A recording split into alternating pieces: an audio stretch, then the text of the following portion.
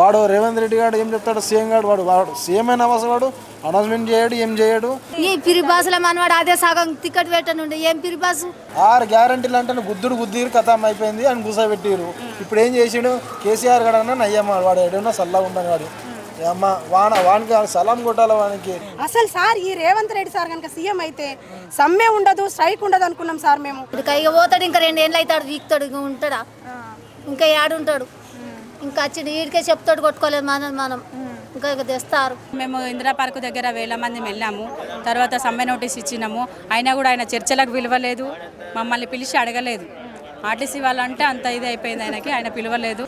మా సమస్యలు పరిష్కారం చేయాలనుకుంటే ఒక 1 అవర్లో అయిపోతుంది సీఎం తలుచుకుంటే. కానీ సీఎం ఇంతవరకు కూడా అసలుకు ఆర్టీసీ జేఏసీ కానీ యూనియన్ నాయకులను కానీ ఎవరిని కూడా పిలిచి మాట్లాడలేదు. మహిళలకు ఫ్రీ అని చెప్పి ఇది బాగా ఫుల్ సక్సెస్గా చెప్తుంది. మరి దాన్ని అమలు చేసిన మాకు ఇంత అన్యాయం చేస్తే ఎట్లా?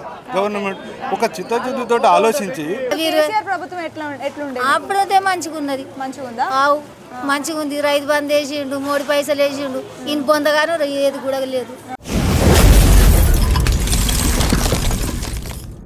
Hi hello, welcome to Shiva studios. RTC కార్మికుల సమ్మె కారణంగా ఆర్టీసీ బస్సులన్నీ డిపోలకే పరిమితమయ్యాయనే విషయం మనందరికీ తెలిసిందే. సో ప్రెసెంట్ మనం జూబ్లీ బస్ స్టాండ్లో ఉన్నాం. మీరు ఈ ప్రాంగణం చూస్తుంటే మీకు అర్థమైపోతుంది ఇప్పటికే. సో బస్సులన్నీ అన్ని డిపోలకే పరిమితమయ్యాయి. ఈ ప్రాంగణం మొత్తం ఖాళీగా ఉంది. ఓన్లీ ఎలక్ట్రిక్ బస్సులు మాత్రమే నడుస్తున్నాయని చెప్పొచ్చు. సో బస్సులన్నీ డిపోలకే పరిమితం అవ్వడంతో ఎవరైతే ప్రయాణికులు ఉన్నారో వాళ్ళందరూ ఇబ్బందులు ఫేస్ చేస్తున్నారు. సో ప్రయాణికులను అడిగి తెలుసుకుందాం వాళ్ళు ఎలాంటి ఇబ్బందులు ఫేస్ చేస్తున్నారు అనేది వాళ్ళ మాటలో విందాం. పదండి. అమ్మ ఎక్కడి నుంచి వచ్చారు? కామారెడ్డి. ఎంతసేపు అవుతుంది ఇక్కడ వెయిట్? నేను 6 గంటల నుంచి ఇక్కడనే ఉన్నా. మీకు తెలీదా బస్సులు? తెలియదు, వాళ్ళు చెప్పలేరు. చెప్పున్నట్టు మేము వచ్చేటోళ్ళం కాము. ఇట్లా చేస్తున్న రేవంత్ రెడ్డి సర్కార్కి ఏం చెప్తారు మీరు? మరి ఏమో చెప్పేది, ఒకటి బస్సు పిరి పెట్టంగానే సరిపోలేదు. ఇది చక్కెర వచ్చి పడిపోతాం. ఇప్పటికే అన్నం లేదు, పైసలు కూడా లేవు, ఏం చేయాలి? అంటే సడన్ గా బస్సులు బంద్ సడన్ కాదు, రాత్రి ఇయ్యనుండే ఇట్లా బంద్ అని. రాత్రి నిన్న వద్దుందాక ఏం చేసి నరికిరా బంద్ చేసినా కానీ మేము రాకుంటుంటాం కదా. కళ్ళు తిరిగి పడిపోతే ఓలా బాధ్యత ఇడా. ఇప్పుడు మహిళలకు ఫ్రీ బస్ అనేది ఈ పిరి బాసుల మనవాడు అదే సగం టికెట్ పెట్టనుండే ఏం పిరి బస్సు అని పానం పోతుంది. ఇడా చక్కెర వస్తుంది, నీళ్ళ పడితే గేర్ వస్తుంది, అన్నం లేదు, సున్నం లేదు, టిఫిన్ చేద్దామన్నా పైసలు లేవు, ఏం చేస్తాం? ఈ కరెంటు బస్సులు ఉన్నాయి కదా, అవి నడుతున్నాయి కదా, మరి డబ్బులు ఎక్కడికి వెళ్ళి తెచ్చుకుంటాం? పిరి బస్ అన్ని ఉత్తగానే వేస్తాం, ఖర్చుల మందం 150 తెచ్చుకుంటాం. మేడికెళ్ళి వస్తాయి. ఇప్పుడు వాళ్ళన్నా పంపిస్తారు అంత దూరం నుంచి. ఇక్కడ చిన్న పల్లెటూరు కాదు, సిటీకి వచ్చినాం. ఎట్లా బతాం? ఒక్కదాన్నే వచ్చిన. ఏడుకోవాలి నేనా? హాస్పిటల్కి పోవాలని వచ్చిన. నేను కుట్లిప్పుకున్నా, కాళ్ళు ఇరిగింది. ఇక్కడ బంద్ అనేసరికి ఇక్కడనే చిక్కుపడ్డా. నేను చెప్పలే. ఉస్మానియా హాస్పిటల్ కుట్లిప్పించుకున్న, కాళ్ళు ఇరిగింది. ఇంట్లో 2 ఇక్కడనే ఉన్నా. ఇప్పుడు రేవంత్ రెడ్డి ప్రభుత్వము 6 గ్యారెంటీలను కూడా చెప్పింది, అవి అమలు ఎత్తలేదు. ఇప్పుడు ఆర్టీసీ బస్సులను కూడా ఫ్రీ బస్సులను ఇచ్చి ఇది కూడా ఎత్తలేదు. ఏది లేదు 4,000 గవే మున్పు వచ్చిన 2,000 4,000 అన్నాడు. 4 పైసలు కూడా లేవు. గవే 2,000 మొదలు వచ్చినాయి 2,000. అవి ప్రభుత్వం ఎట్లుండే? అప్పుడైతే మంచిగా ఉన్నది. మంచిగా ఉంది. రైతు బంద్ వేసిండు, 3 పైసలు వేసిండు, ఈయన పొందగాను ఏది కూడా లేదు. ఏం చేయమంటావు? న్యాన్ చేసుడు ఇక పోతాడు, ఇంకా 2 ఏళ్ళు అవుతాడు, వీక్తాడు, ఉంటాడా ఇంకా ఏడుంటాడు, ఇంకా వచ్చి వీడికే చెప్తాడు కొట్టుకోలేదు మనం ఇంకా తెస్తారు. ఏం చేయాలి? కాలు ఇరిగింది 2. ఇప్పుడు ఏం చేయాలి? నేను డబ్బులు కూడా లేవు, 50 రూపాయలకు ఎక్కువ లేవు. నేను ఎట్లా పోవాలి? ఇప్పుడు టిఫిన్ చేద్దామన్నా రూపాయి లేదు. బస్సు ఉంటే పోయేదాన్ని.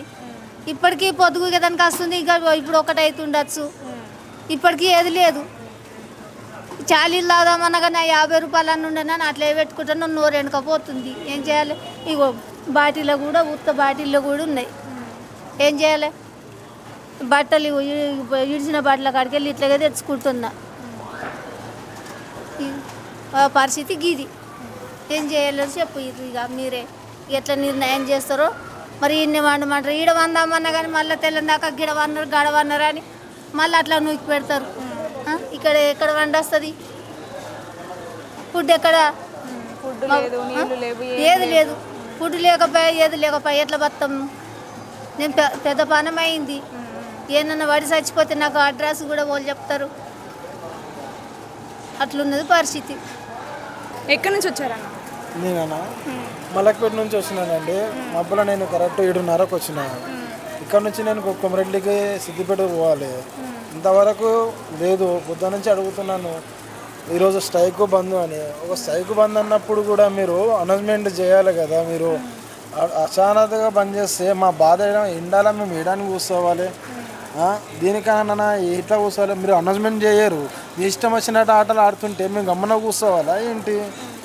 మాకు కూడా ఉంటాయి కదా. మేము ఒక వర్క్ ఉంటాయి, మేము పనులు చేసుకుంటోళ్ళము. ఇలా చేస్తే ఇలా మాకు వాడు రేవంత్ రెడ్డి గారు ఏం చెప్తాడు? సీఎం గారు వాడు సీఎం అయిన అవసరం వాడు అనౌన్స్మెంట్ చేయడు, ఏం చేయడు. ఫ్రీ బస్ అని పెట్టేసిండు, కథం అయిపోయింది. వాళ్ళకి పెట్టిండు కరెక్టే, వదిలేసేయండి. నేను ఒప్పుకుంటాను. కానీ ఎందుకు ఇట్లా స్ట్రైక్ చేయడం అవసరమా? బ్యాటరీలు పెట్టుకొని ఇవి పెట్టుకొని మేము వచ్చి పరిశాన ఎండలో కూర్చో పరిస్థితి వచ్చింది మాకు. పొద్దుంచే టిఫిన్ చేయలే, అన్నం తినలే మేము.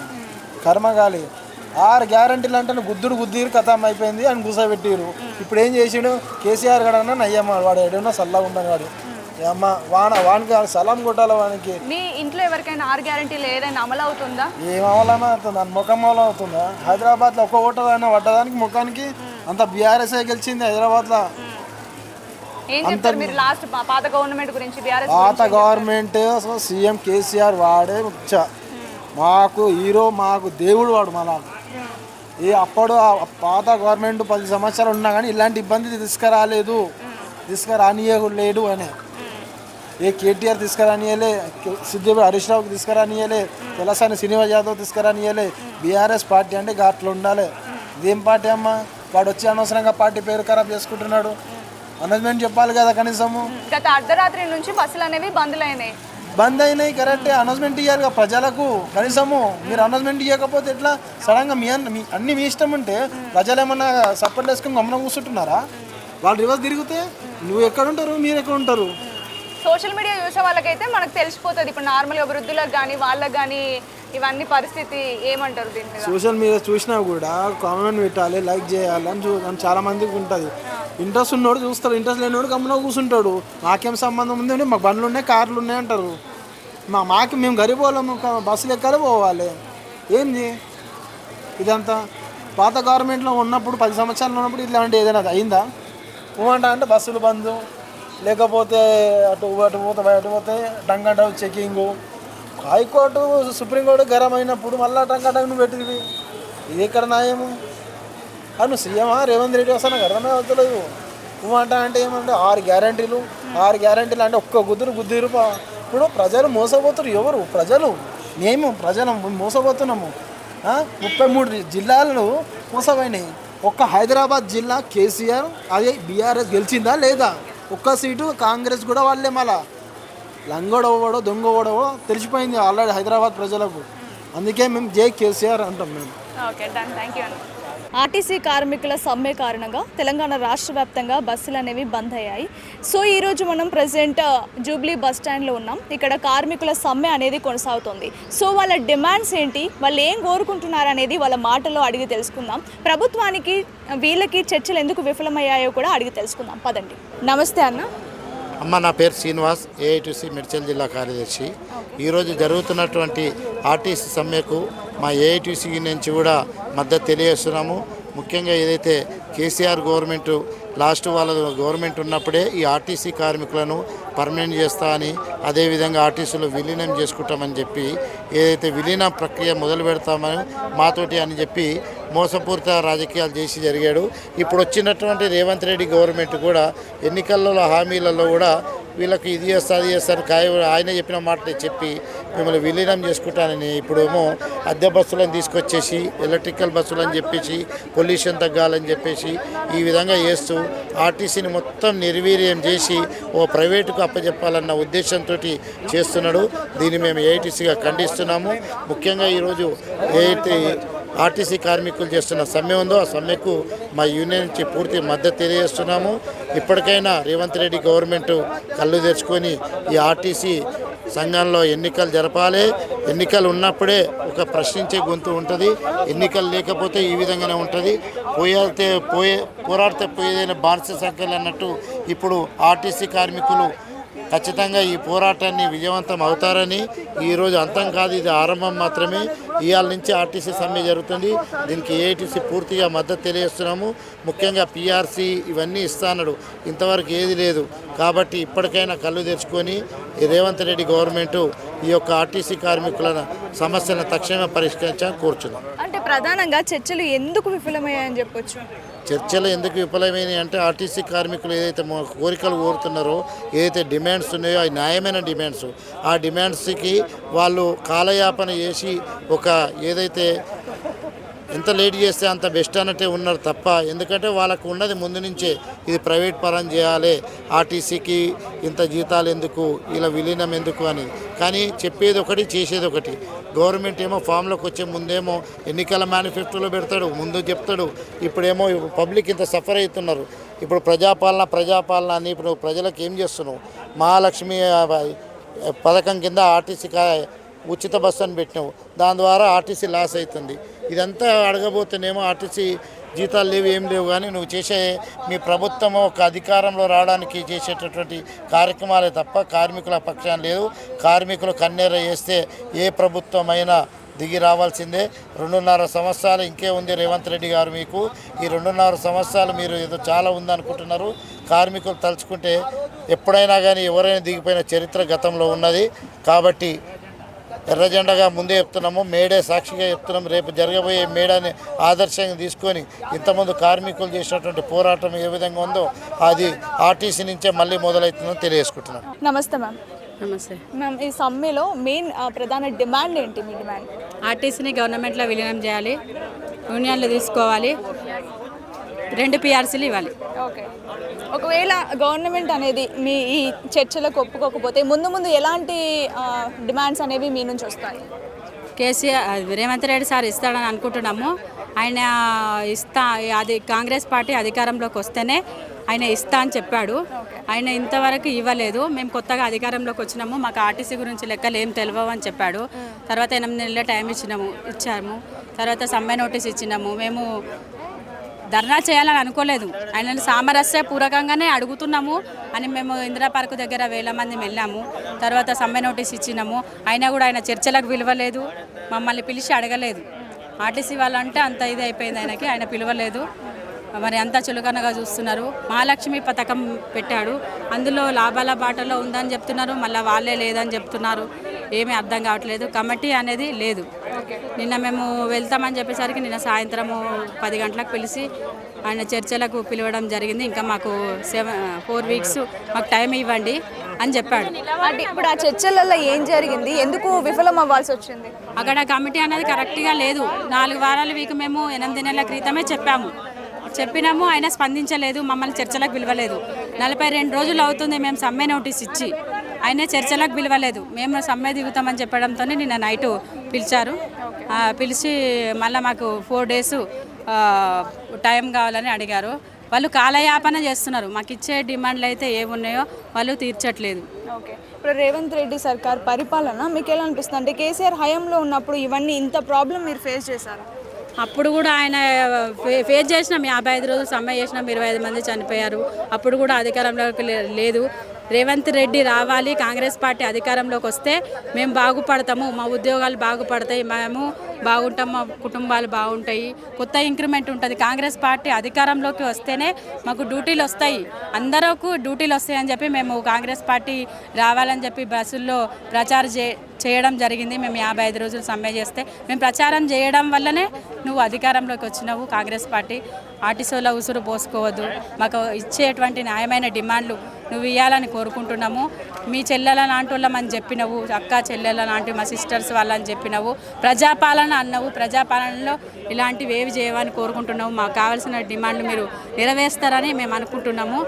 మమ్మల్ని ఇబ్బంది పెట్టదని చెప్పేసి రేవంత్ రెడ్డి సార్ని న్యాయపరంగా అడుగుతున్నాము. మీరు ఇచ్చిన మాటనే మీరు నిలబెట్టుకోమని చెప్తున్నాము. మీరు ఇచ్చిన మాట నిలబెట్టుకుంటారని కూడా ఇప్పటికీ ఆశిస్తున్నాము. మేము సమ్మె చేయాలని అనుకోలేదు, మీరు చర్చలకు పిలవలేదు, న్యాయపరంగానే అడుగుతున్నాము. కాంట్రాక్టు ఉద్యోగాలను తీసుకోవద్దు, అవుట్సోర్సింగ్ వాళ్ళని తీసుకోవద్దు, గవర్నమెంట్లో వాళ్ళనే తీసుకోవాలి. వాళ్ళకి నిన్న ట్రైనింగ్ ఇచ్చి వాళ్ళని ప్రైవేట్గా తీసుకుంటున్నారు. 70% ఎలక్ట్రికల్ బస్సులు తెచ్చిపెట్టారు. డ్రైవర్లు ప్రైవేట్ వాళ్ళు ఉన్నారు. డ్రైవర్లు మిగిలిపోయి కండక్టర్ డ్యూటీ చేయమని చెప్తున్నారు. ఇన్ని చాలా ఇబ్బందులు ఎదుర్కొంటున్నాము. వాళ్ళని కూడా కొత్తగా ఇంక్రిమెంట్ తీసుకోవాలని ఆర్టీసీలో మేము కోరుకుంటున్నాం.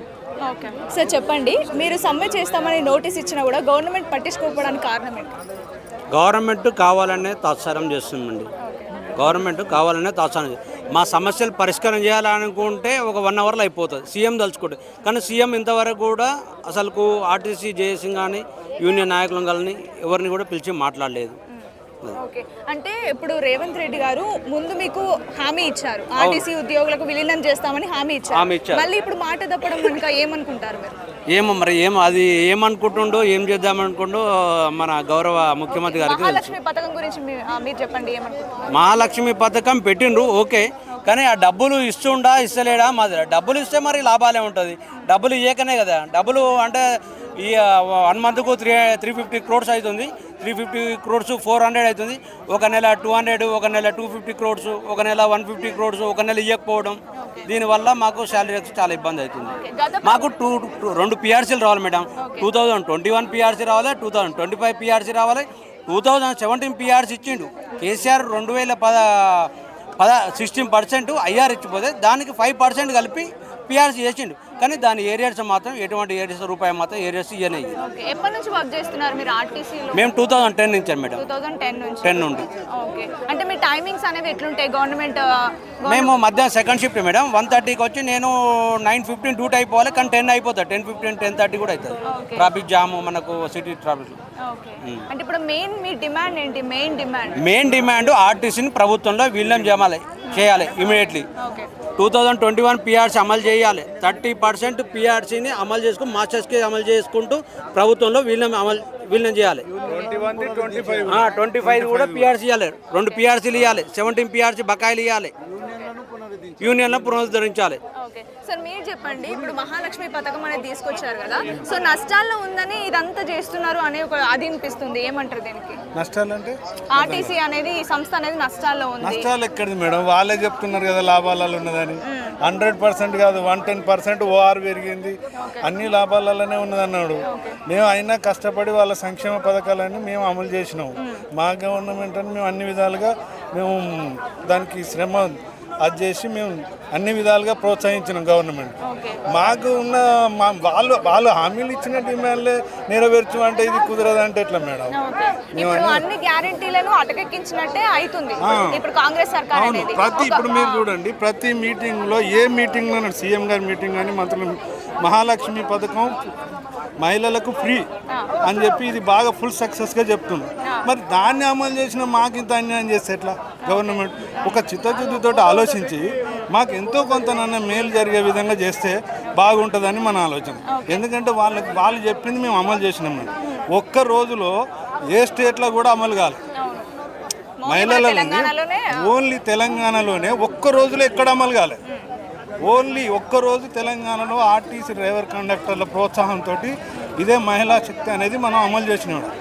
మహాలక్ష్మి పథకం అమలు చేసింది. మరి అట్లాంటి మీ గవర్నమెంట్కి మేము ప్రోత్సహించినప్పుడు ఇప్పుడు ప్రజాపాలన అన్నారు. ప్రజాపాలనలో మేము కూడా భాగమే కదా. ప్రజాపాలనలో మేము కూడా భాగమే. మరి మేము 38,000 మంది బయట వాళ్ళమా? వేరే స్టేట్ వాళ్ళం అయితే కాదు కదా, ఈ స్టేట్ వాళ్ళమే కదా. మరి మాకు కాబట్టి మాకు కూడా మీరు మా ప్రజాపాలనలో మా మనుషులే అన్నట్టుగా మీరు మాకు ఎన్నో కొన్ని సరే ఇది ఇస్తాం, ఇది కాదు, ఇది బడ్జెట్ తోటి కూడుకున్నది, ఇది దేనితో కూడుకున్నది, అది ఇస్తాం, ఇది ఇవ్వమని ఏదో ఒకటి చెప్పాలి కదా. ఏది లేకుండా వాయిదాలు వేసుకుంటూ పోతా అంటే ఎట్లా? ఇదేదో 32 డిమాండ్స్ అనేవి పెట్టారు మా దగ్గర. 32 డిమాండ్స్ ఏంటి అసలు? 32లో మెయిన్ ఏంటంటే ప్రభుత్వంలో విలీనం చేయాలి ఆర్టీసీలో. 2 యూనియన్లను పునరుద్ధరించాలి. 3వది ఇంకా కొన్ని చాలా పెట్టినా మేడం. ఇప్పుడు బ్లడ్ విన్నర్ స్కీము అది వాళ్ళు ఏం చేసిందంటే 3 years తర్వాత రెగ్యులరేషన్ అనేది అది క్యాన్సిల్ చేసుకొని డైరెక్ట్ రెగ్యులర్ ఇచ్చేయాలి వాళ్ళకి బ్లడ్ విన్నర్. ఇంకొకటి ఏంటంటే మన ఇప్పుడు అది పని భారం ఒకటి. ఇప్పుడు 7.5 డ్యూటీ యాజ్ పర్ రూల్. కానీ వీళ్ళు 8 hours 9 hours అలా ఇబ్బంది అవుతుంది కాబట్టి టైమింగ్ పెంచి మాకు ఈ ట్రాఫిక్లో సిటీలో చాలా కష్టం మేడం. సిటీలో డ్రైవర్లకు కండక్టర్లకు ఎంత మహాలక్ష్మి పథకం వచ్చిన కానీ చాలా ఇబ్బంది పడి చేసినాం మేము. మా కష్టం కూడా గవర్నమెంట్ చూసింది ఆల్రెడీ. ఎంతమందితో ఇబ్బంది పడడం, దెబ్బలు, తిట్లు అన్నీ చేసినాం. మీకు ఇన్ని చేసినప్పుడు మాకు చేయడానికి నష్టమే ఉంది. మేము చెప్పిన కొంత ఇప్పుడు మాకు 2001 ఇప్పుడు 2017 ఏరియల్సే రాలేదు ఇంతవరకు. 2021 పిఆర్సీ రాలేదు, 25 పిఆర్సీ లేదు. ఎన్నేళ్ళని ఒక మనిషి ఎన్నేళ్ళని ఇప్పుడు కడుపు ఆకలి 1-2 రోజులతో ఆకలితో ఉంటాం. నువ్వు వారం రోజులు, నెల రోజులు, సంవత్సరాల తరబడి ఆకలితో ఉండరా బాబు, నువ్వు మాకు పని చేయాలి కానీ నీకు అన్నం పెట్టమంటే ఎట్లా? ఇది కుదురుతుందా? మేము అన్నం తింటేనే కదా నీకు కూడా పని చేయడానికి. మేము పని చేయడానికే ఉన్నాం సంస్థలో. మేము పని చేయడానికి, సంస్థను కాపాడుకోవడానికి, సంస్థ ప్రభుత్వం చెప్పిన విధానాలు పాటించడానికే ఉన్నాం. కానీ మేము పని చేయించుకుంటాం కానీ మీకు అన్నం పెట్టడం అంటే మేమైనా ఎన్ని రోజులు చేస్తాం మేడం? కడుపు నిండా అన్నం తింటేనే మీకు ఏ పని చెప్తే ఆ పని చేయడానికి రెడీ ఉన్నాం. ఈ చర్చలన్నీ అంటే సఫలం కాకపోతే, మీ డిమాండ్స్ అనేవి నెరవేర్చకపోతే ముందు ఎలాంటి ముందుకెళ్తారు మీరు? ఎలాంటి డిమాండ్స్? మా జేఏసీ వాళ్ళు ఏ నిర్ణయాన్ని తీసుకున్నా దానికి మేము కట్టుబడి ఉన్నాం. గవర్నమెంట్ కూడా చిత్తశుద్ధితో ఆలోచించి మాకు కొంతవరకన్నా నెరవేరుస్తారని ఆశిస్తూ మేము గవర్నమెంట్కు చిన్న రిక్వెస్ట్ కూడా చెప్తున్నాము. తెలంగాణ రాష్ట్ర వ్యాప్తంగా ఆర్టీసీ ఉద్యోగులు సమ్మె నిర్వహిస్తూ ఉన్నారు. దానికి గల కారణం ఆ ఉద్యోగులు ఇప్పటిదాకా మీకు అందరూ కూడా చెప్పి ఉండరు. నాకు తెలిసినంత వరకు గతంలో సమ్మె చేసినారు, గత ప్రభుత్వంలో సమ్మె చేసినారు. గత ప్రభుత్వం సమ్మెను అణిచివేయడం జరిగింది. కొత్త ప్రభుత్వం వచ్చింది. నా సమక్షంలో కూడా నేను కూడా ముఖ్యమంత్రి గారి దగ్గరికి పోయినప్పుడు ఇక్కడ ఉన్నటువంటి ఆర్టీసీ మన జేఏసీకి కన్వీనర్ ఉన్నటువంటి వెంకన్న గారు కూడా ఆ రోజు ఆ సమావేశానికి మీటింగ్కి వచ్చిండ్రు. అంటే ఏఐటీసీ అన్ని సంఘాల ఆధ్వర్యంలో వాడికి ఏఐటీసీ ఆధ్వర్యంలో మమ్మల్ని పిలిస్తే మేము పోయినాం. మాట్లాడినప్పుడు ముఖ్యమంత్రి గారు స్వయంగా దాదాపు 1.5 సంవత్సరం అవుతుంది, ఇవాళ కూడా కాదు. ఆయన చెప్పినటువంటి మాట ఏంటంటే యూనియన్లను వెంటనే ₹1 ఖర్చు అయ్యేది కాదు ఎవరికి కూడా, కాబట్టి వీళ్ళని వెంటనే రిస్టోర్ చేస్తానని చెప్పారు. ఇప్పటిదాకా అసలు దాని ప్రస్తావన లేదు ఆయన. తర్వాత ఇది గతంలో ఆర్టీసీని ప్రభుత్వ ఉద్యోగులుగా గుర్తిస్తామని చెప్పి, ఆర్టీసీ కార్మికులు ప్రభుత్వ ఉద్యోగులుగా గుర్తిస్తామని చెప్పి అది డిమాండ్ ఉంది. ఆర్టీసీని ప్రభుత్వంలో విలీనం చేయాలనేది డిమాండ్ గత ప్రభుత్వం చెప్పింది. ఈ ప్రభుత్వానికి సార్ కొన్ని సవరణలు చెప్పిండ్రు. సరే, దానిపైన కనీసం ఒక చర్చించినట్టు జరుగుతుంది. ఏంటంటే ఆర్టీసీకి చాలా ఆస్తులు ఉన్నాయి, ముఖ్యమంత్రి గారు చెప్పినటువంటి చాలా ఆస్తులు ఉన్నాయి, కాబట్టి దాన్ని ఎట్లా చేయాలి? సరే, మీ ఆస్తులు ఇవన్నీ మాకు వచ్చి కార్మికులకు ఎవరైనా కడకతాగేది కాదు. వాళ్ళ ఉద్యోగ భద్రత ఉందా లేదా, వాళ్ళకు జీతాలు సరిగ్గా వస్తున్నాయా లేదా, బయట ఉన్నటువంటి డ్రైవర్కి ఏ జీతం ఉంది, ఇక్కడ ఆర్టీసీలో పనిచేస్తున్నటువంటి జీతానికి మొదటి నుంచి చెప్తున్న మాట ఇదే మాట. వాళ్ళ సరిపడా జీతాలు వాళ్ళకి రావట్లేదు, డిఎల్ రావట్లేదు, వాళ్ళ జీతాల వేతన సవరణ జరగట్లేదు. ఈ డిమాండ్స్ అన్నీ ఏవి కూడా అంటే మాటలు తీయగా మాట్లాడుతున్నాడు కానీ మా ముఖ్యమంత్రికి మేము అందరం కూడా వీళ్ళందరూ ఆర్టీసీలో కానీ మరీ ముఖ్యంగా బాగా దెబ్బతిన్నటువంటి ఆర్టీసీ ఉద్యోగులు కసితో ముఖ్యమంత్రి గారికి ఓట్లు వేసి గెలిపించారు కాంగ్రెస్ పార్టీకి. కానీ ఇప్పటిదాకా కూడా 2.5 సంవత్సరాలు అవుతుంది, దాదాపు 3 సంవత్సరాలు కావస్తుంది. ఇంకా ఒక పైలు కూడా ఒక అడుగు కూడా ముందు పడలేదు. ఎందుకంటే ఎప్పుడో చెప్పినటువంటి మాట అట్లీస్ట్ అంటే ఈ సమ్మె దాకా రాకుండా ఆయన ఇదే రాష్ట్రానికి బడ్జెట్కు సంబంధం లేని విషయాలు కూడా కొన్ని ఉన్నాయి. దాన్ని అట్లాంటివి కూడా పరిష్కారం చేయలేదు. అంటే ఆర్టీసీలో కనీసం హక్కులు కూడా అడిగేటటువంటి పరిస్థితుల్లో వీళ్ళ కార్మికులు లేరు. ఆయన ప్రతిపక్షంలో ఉన్నప్పుడు చాలాసార్లు ఇదే జేబీఎస్కి వచ్చి మీతో పాటు ధర్నాలో పాల్గొన్నారు. మరి ఇప్పుడు ఎందుకు వస్తలేరు, ఇక్కడ ఎందుకు కార్మికులను పట్టించుకుంటలేరని మీరు అనుకుంటున్నారు? కాంగ్రెస్ పార్టీ నాయకులు అందరూ వచ్చారు. వాళ్ళు చెప్పినటువంటి మాట ఇదే మాట. వాళ్ళందరూ ఏంటంటే మేము అధికారంలోకి వస్తే ఆర్టీసీని విలీనం చేస్తాం, ఆర్టీసీ కార్మికులను ప్రభుత్వ ఉద్యోగులుగా గుర్తిస్తాం, ఆర్టీసీని ప్రభుత్వంలో విలీనం చేస్తామని చెప్పారు. తర్వాత యూనియన్లో రిస్టోర్ చేస్తామని చెప్పి, సరే ప్రభుత్వంలో విలీనం చేస్తే యూనియన్లో రిస్టోర్ చేయాల్సినటువంటి అవసరం లేదు. మేము అనేది ఏంటంటే సరే ఏమైనా ఆర్థిక అంశాలు ఉంటే 2.5 సంవత్సరాలు అంటే అవసరం లేదు కదా. 1 సంవత్సరానికో 2 సంవత్సరాలకో కనీసం ఇప్పటికి కూడా మంత్రుల స్థాయిలో లేదంటే ముఖ్యమంత్రి స్థాయిలో వచ్చి మాట్లాడతలేరు. ఓన్లీ ఐఏఎస్ అధికారులు వాళ్ళు అయ్యా అంటే ఇస్తానే తప్పితే వాళ్ళు డిసిజన్ తీసుకునే గారు వాళ్ళు డిసిజన్ మేకర్స్ వచ్చి మాట్లాడతలేరు. మాట్లాడకపోవడం వీళ్ళందరినీ ఒక రకంగా ఏంటంటే ప్రొవోక్ చేస్తున్నట్టే. సమ్మెను ఏం చేస్తారో చూద్దాం అనే రకం పద్ధతిలో ప్రొవోక్ చేస్తున్నట్టే. ఇది మంచి పద్ధతి కాదు. గతంలో అంతా కూడా ఇదంతా ఏమైనా మేము చెప్పాల్సిన అవసరం లేదు. గత ప్రభుత్వంలో కూడా అంత తెలిసినటువంటి ఇట్లా ప్రొవోక్ చేసి ఇట్లా చేసిన వాళ్ళు ఏమైనా విషయాన్ని ఆయనకు కూడా తెలుసు. కాబట్టి ఇది ప్రొవోక్ చేయడం మంచిది కాదు, సమస్యను పరిష్కారం చేయాలని చెప్పి మేము ఏఐటీసీగా డిమాండ్ చేస్తాం. ఎందుకు మీరు మళ్ళీ రోడ్ ఎక్కిరు ధర్నా చేశారు? అప్పుడు కూడా గత 40 రోజులు అవన్నీ సీఎం సార్కి తెలుసు. తను ఏమన్నా నేను సీఎం అయితే మీకు ఇవన్నీ ప్రాబ్లమ్సే ఉండే అని చెప్పిండు. మాతో పాటు స్ట్రైక్లో పాల్గొన్నాడు, మాతో పాటు ఉరికిచ్చిండు. కరీంనగర్ బాబన్న చనిపోయినప్పుడు ఇప్పుడున్న సీఎం సారు ఎంత ఉరికొచ్చిండంటే స్టేజ్ మీదకి వెళ్ళి కిందికి పరిగెట్టిండు ఆయనకు హార్ట్ అటాక్ వస్తే. మరి ఇప్పుడు ఎంతమందిని ఇబ్బంది పెట్టాలనుకుంటున్నాడు? ఇప్పుడు ఇట్లా మొండి లెక్కలు అసలు ఇప్పుడు అంటే ఈరోజు ఒక్కరోజే, రేపు మారుతాడనిపిస్తుంది ఆశ, ఎల్లుండి మారుతాడనిపిస్తుంది. ఎందుకంటే ఆయనకు ఇప్పటికీ ఏమైనా మారచ్చు, ఎందుకంటే ఆయనకు మా పట్టుదల తెలుసు కదా, మేము తగ్గం కదా. ఇప్పుడు మాకు ఆయన ఇస్తానే మేము అడుగుతున్నాం, మేము స్పెషల్గా అడగట్లేదు. మాకేం 10,000 20,000 ఎక్స్ట్రా ఇయ్యని అడగట్లేదు. మా బకాయిలు మాకు చెల్లించి అదేదో విలీనము అసలు మొత్తం వచ్చింది, బిల్లు పాస్ అయింది అని అక్కడనే పెట్టుకొని కూర్చుంటే ఎట్లా? అది విలీనం ఒకటి చేసేసి మాకు ఇచ్చే బకాయిలు ఇచ్చేస్తే సంతోషం. మేము ఆయనని ఎక్స్ట్రా అడిగి ఆయనని ఇబ్బంది పెట్టాం. తను ఇచ్చి చూడని మా ఆర్టీసీ వాళ్ళం ఎంత కష్టపడి తీరుతామో అది కూడా చూడండి. ఇప్పుడు ఫ్రీ బస్ పెట్టడం వల్ల దాదాపు 8 నుంచి 10,000 కోట్ల ఆదాయం వచ్చింది. ఆయనకే లాస్ కదా, ఆ సంస్థకు ఆదాయం వచ్చింది అంటున్నారు. మరి అవన్నీ ఎక్కడ పోయినాయి అనుకుంటున్నారు? ఎక్కడ పోయినాయి? గవర్నమెంట్ ఇస్తే కదా. 400 కోట్లు పెండింగ్. ప్రతి వేదిక మీద చెప్తున్నారు రవాణా శాఖ మంత్రి, ముఖ్యమంత్రి మేము 10,000 కోట్లు 8,000 కోట్లు ఇచ్చినామని చెప్తా ఉన్నారు. మీరేమో ఇవ్వలేదు అంటున్నారు. ఇచ్చిన తర్వాత లాస్ ఎందుకు ఉంటుంది సార్? మరి ఇచ్చేది మాకు ఇవ్వచ్చు కదా. మాకు ఇచ్చేటి కూడా ఇప్పుడు అంత లాభాలు ఉన్నప్పుడు మేము అడిగింది మాకు ఇవ్వచ్చు కదా. మాకు ఇచ్చేస్తే అయిపోతుంది కదా సార్. ఈ స్ట్రైక్లు ఈ సమ్మెలు ఎందుకు ఉంటాయి అసలు సార్? ఈ రేవంత్ రెడ్డి సార్ కనుక సీఎం అయితే సమ్మె ఉండదు, స్ట్రైక్ ఉండదు అనుకున్నాం సార్ మేము. దయచేసి మమ్మల్ని అర్థం చేసుకోండి, ఇట్లాంటి వాటికి మమ్మల్ని బానిసలను చేయకండి. మాకు ఇచ్చేదేదో ఇచ్చేయండి, మీరు మనసు మార్చుకొని ఎవరి మాట మీరు వినకుండా మీరు ఏమైతే మాకు ఇయ్యదలుచుకున్నారో ఇచ్చేయండి.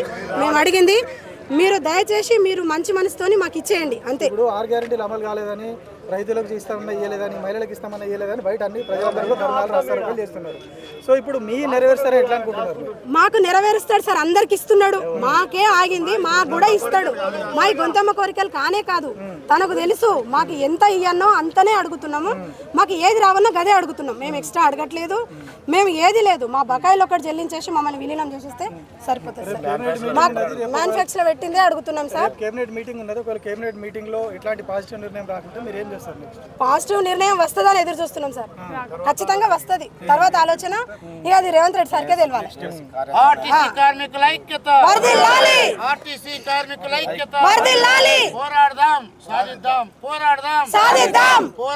సాధిద్దాం.